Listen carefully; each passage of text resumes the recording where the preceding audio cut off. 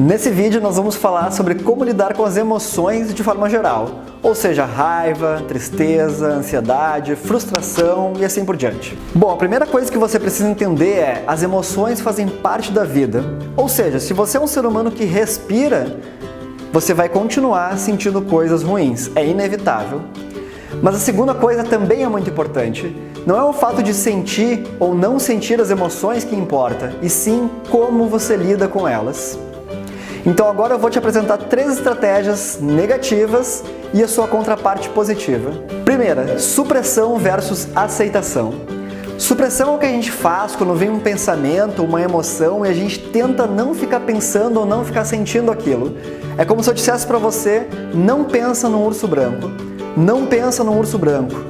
Tudo que você consegue fazer nesse momento é pensar no urso branco.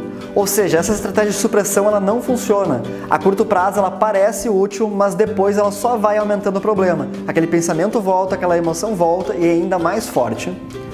A contraparte positiva é a aceitação. Então a aceitação é você reconhecer aquele pensamento, reconhecer aquela emoção, continuar com ela, mas não deixar que ela te impeça de fazer as coisas. É como se você estivesse dando uma festa e aí chega um amigo muito chato que fica incomodando.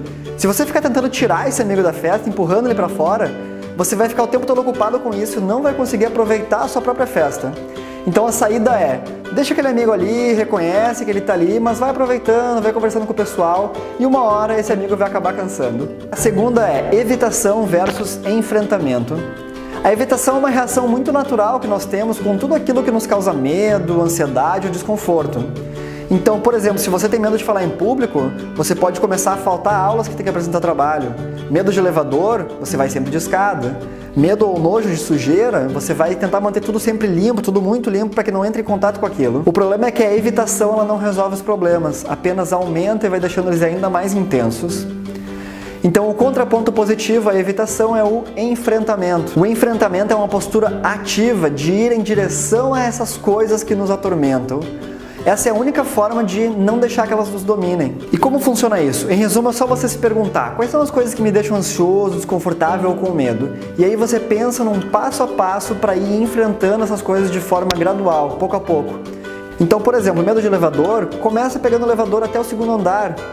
Se você tem medo de falar em público, começa falando para um grupo de amigos. Vai treinando essa habilidade, vai se enfrentando dia a dia. E aí, com o tempo, você vai cada vez se sentindo mais seguro e dominando esse medo. E a terceira é preocupação ou ruminação versus ação.